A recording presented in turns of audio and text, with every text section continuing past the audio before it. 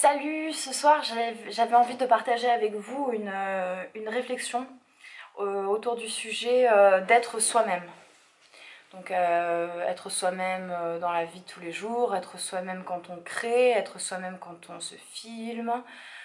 C'est un sujet qui est très important, je trouve, et pour moi il l'est en tout cas parce que voilà, dans ma création, dans ce que je fais, dans ma musique ou dans mes images, je veux, c'est ma quête d'être le plus proche de moi-même et donc d'apprendre aussi à me connaître moi-même en faisant ça.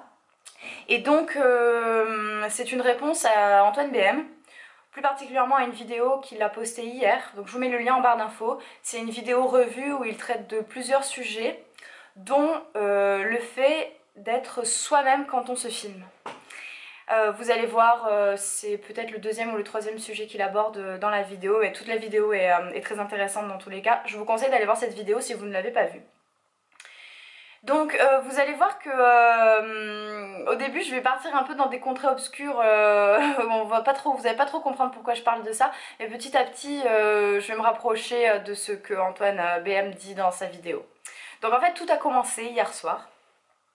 Et ben c'est Antoine BM qui a posté un lien vers une émission de J'irai dormir chez vous, donc dans Antoine Maximi, et j'avais jamais vu cette émission, j'en avais bien sûr déjà entendu parler. Le principe c'est Antoine Maximi a des caméras un peu partout sur lui, une qui le filme lui-même, une caméra accrochée à son sac, une caméra qu'il porte à la main, il en a 4 en tout je crois. Et il se balade dans le monde, donc il va dans des pays étrangers et il essaye d'être au plus près des gens. Donc c'est des documentaires hein, comme ça, mais comme dit Antoine BM, qui se rapproche beaucoup du format de vlog. C'est un peu le vlog avant le vlog et c'est aussi pour ça que j'ai été très intéressée par aller voir cette émission. Et alors j'ai un peu cherché laquelle je voulais voir et je suis tombée sur J'irai dormir chez vous, j'irai dormir au Burning Man. Et Burning Man, moi j'y ai jamais été, mais je rêve d'y aller. C'est pour moi, je sais pas, j'ai toujours été hyper attirée par l'endroit.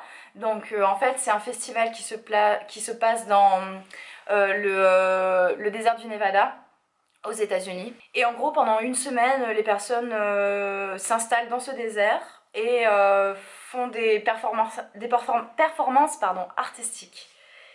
Et c'est assez fou parce qu'il y a vraiment des constructions très surréalistes quoi. Et les gens se baladent en vélo ou alors dans un véhicule complètement fou qu'ils ont fabriqué pour l'occasion. Il y a des chars, il y a des... voilà, c'est un peu le lieu où toutes les expériences sont possibles. Donc si vous ne connaissez pas le Burning Man, je vous conseille aussi de vous documenter à propos de ce festival parce que c'est vraiment c'est cool, ça a l'air vraiment cool quoi. Moi je rêve d'y aller. Et alors, je regardais ce documentaire d'Antoine Maximi, et ça me faisait penser à une idée que j'ai depuis longtemps, l'idée que je me fais en fait de ce qu'on pourrait appeler l'utopie, une utopie. En fait, depuis longtemps, je crois que la première fois que j'ai eu cette pensée, c'était quand j'étais au collège. Enfin non, j'en suis sûre parce que je m'en rappelle de façon très forte, le jour où j'ai eu cette réflexion, je me suis dit que pour moi, si les hommes étaient, enfin les hommes avec un grand H, hein, les êtres humains, étaient complètement libres dans leur tête, dans leur tête, hein, parce que la liberté, voilà, c'est un sujet qui est très, qui porte à débat, mais en tout cas dans leur tête. Oui, et qu'on n'était pas dans le jugement ou un conformisme comme on le vit actuellement dans notre société. J'étais sûre que, ben voilà, on pourrait croiser des gens habillés avec des plumes comme ça, ou alors maquillés avec du rouge sur les joues de façon tribale, ou alors en train de crier des mots comme ça, ou alors de parler avec un accent qu'on n'a jamais entendu nulle part, ou à faire des trucs trop bizarres, genre se baigner dans une fontaine, ou voilà, une espèce d'impulsion où les gens seraient complètement libres, lâchés et feraient ce qu'ils avaient envie de faire. C'est cette image-là que je me fais de l'utopie. Hein. Pour moi, ben, c'est mon idée, hein. C'est moi qui me dis ça. Les hommes seraient eux-mêmes, voilà. Complètement eux-mêmes, complètement lâchés. Et en fait, en regardant ce documentaire, même si je sais qu'on peut pas vraiment appeler ça un documentaire à proprement parler, sur le Burning Man, Et ce que les gens disaient, j'avais l'impression que c'était ça. Que pendant une semaine, les gens se mettaient en mode « je suis moi-même, je suis pas jugée, je suis dans un espace où on me laisse être qui je veux ». Et donc, se maquillent, se déguisent et sortent un peu du conformisme qu'on leur impose en société. Et d'ailleurs, c'est ce que les personnes disaient hein, dans le documentaire. Les gens disent ça. Pendant toute l'année, on est sous la pression sociale. On doit s'habiller d'une certaine manière, se comporter d'une certaine manière. Et ici, on peut être nous-mêmes. Et ça revenait vraiment très souvent dans ce que les gens disaient. Bon, après, voilà.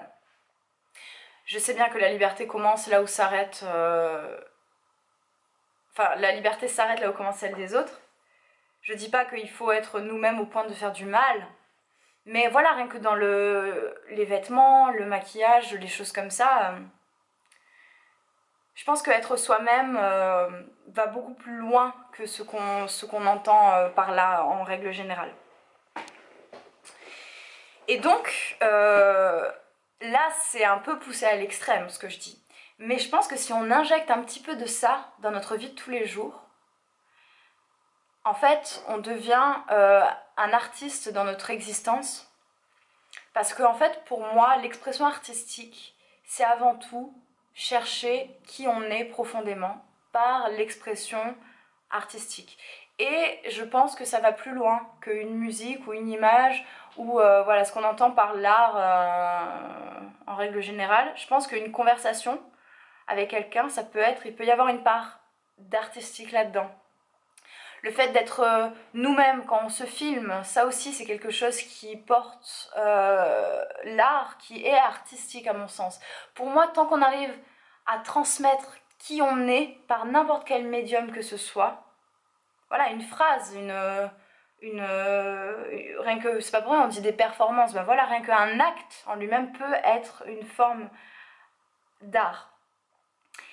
Et donc, le fait d'être naturel quand on se filme, et là je vais reprendre des points dont Antoine BM parle dans sa vidéo.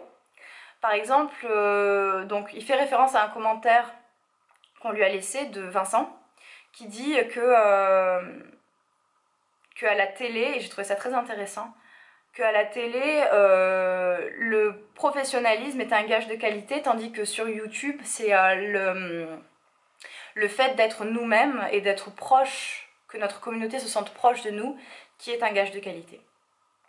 Et en fait, je pense que, donc ce que Antoine BM en dit, c'est que à la télé, les personnes ne racontent pas leur histoire, mais l'histoire donc les présentateurs racontent l'histoire de quelqu'un d'autre, tandis que sur YouTube, la plupart du temps, on raconte notre propre histoire.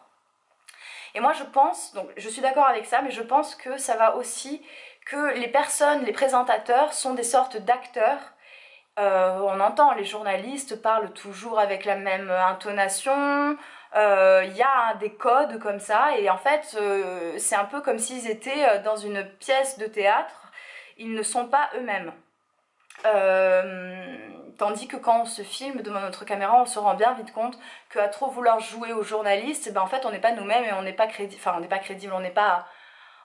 c'est pas bon quoi, on n'aime pas se voir comme ça. D'ailleurs, enfin, pourquoi pas, il y en a qui le font, hein, il y en a qui se filment en étant très de façon, voilà, ils se mettent en scène ou alors sur le ton de l'humour ou quoi, mais personnellement moi ça me dérange, j'aime pas ça, j'aime voir quelqu'un qui arrive à être lui-même quand il se filme. Et donc c'est encore une fois, je pense, ça en fait, se rapprocher de qui on est, se connaître soi-même et réussir à être naturel. Ici, je vais faire une petite distinction entre être naturel et être soi-même. Parce que je pense que certaines personnes ne se sentent pas eux-mêmes dans ce qu'il y a de naturel en eux. Bon, par exemple, il y a l'exemple des transsexuels, mais à plus petite échelle, on peut très bien ne pas se sentir soi-même avec notre couleur de cheveux, ou alors avec notre visage au naturel, ou notre corps nu. Peut-être que certaines personnes réussissent à mieux exprimer qui ils sont, parce que pour moi, qui on est, ne se limite pas à notre physique. Donc certaines personnes réussissent à exprimer qui ils sont en se déguisant, alors que ça peut paraître paradoxal, mais je suis convaincue de ça. Donc je fais cette petite distinction là. Bien que quand il s'agit de parler à la caméra, le terme naturel revient assez facilement. Ensuite, oui, je voulais aussi dire à Antoine que quand il dit que parler à une photo ou parler à une plante verte permet un peu d'être plus nous-mêmes que de parler directement à la caméra, le fait d'oublier un peu cette espèce d'objet qui est là pour nous filmer et qui nous met mal à l'aise, et de plutôt se détourner notre attention et regarder autre chose, nous permet d'être un peu plus naturel, d'être un peu plus nous-mêmes. Moi, je voulais dire à Antoine que y a quelque chose qui m'a marqué dans ses dernières vidéos, c'est la vidéo qu'il a faite où c'était une narration et où il parlait à sa mère au téléphone. Donc en fait, il est en voix off et il a choisi que la voix off soit une conversation qu'il a eue avec sa mère au téléphone. Et là, ça m'a vraiment choquée, enfin ça m'a choquée, bref, ça m'a marqué quoi, de voir qu'il y avait beaucoup plus, et c'est évident, beaucoup plus de naturel dans son intonation et dans ce qu'il disait à ce moment-là. Et je trouve, enfin moi, ça m'a touchée de sentir ce naturel-là. Bien que Antoine soit quelqu'un qui se débrouille très bien face à la caméra, voilà, il a une assurance, il a une façon de parler très fluide, il fait très peu de coupes au montage, donc il arrive vraiment à bien enchaîner ce qu'il dit. Et ce petit naturel qu'il avait là dans cette voix off là, c'est vraiment quelque chose qui était particulier. C'était chouette. Donc voilà, c'était un peu aussi ce que j'avais envie de lui dire par rapport à ça, dans ce sujet-là.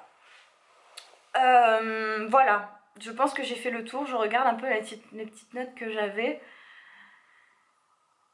Oui, j'ai fait à peu près le tour de ce que je voulais dire. Je voulais aussi un peu parler du fait de monter ou de laisser des prises sans montage quand on se filme sur YouTube. Je vais un peu parler du sujet très vite fait parce que quand même ça fait une vidéo assez longue là.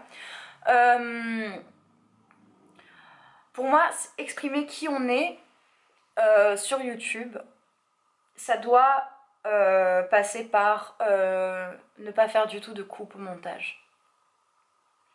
Je me suis fait la réflexion et même si c'est vrai que si je parle de mon expérience personnelle, au début faire du montage, pouvoir couper des moments, c'était essentiel parce que franchement la vidéo ça aurait été n'importe quoi, j'aurais été là. Donc bonjour, ah non. Hey